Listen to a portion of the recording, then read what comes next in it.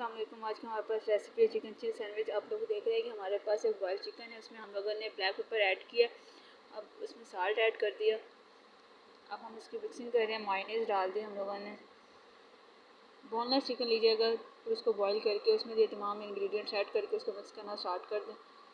अच्छे से मिक्सअप कीजिए ताकि ये भुजा भुजा बन जाए। अब आप लोगों ने 4 स्लाइस ले लिए, ब्रेड के 4 स्लाइस लें। उसके ऊपर आप लोग यही जो आप लोगों ने पेस्ट बनाया चिकन पेस्ट, आप उसके ऊपर लगा दें। चीज़ ऐड कर दें।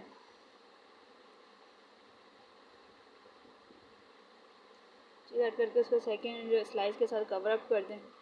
उसको सैंडविच शेप में कटिंग कर लें।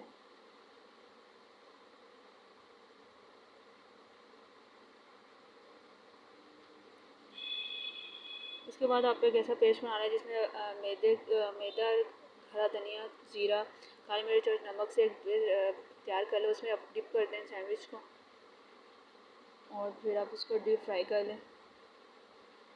इतना फ्राई करने के लिए इसका कलर ब्राउन होना स्टार्ट हो जाए। अब आप देख सकते हैं कि हमारी डिश तैयार है। तो लाइक, सब्सक्राइब और फॉलो ज़रूर कीजिएगा हमारे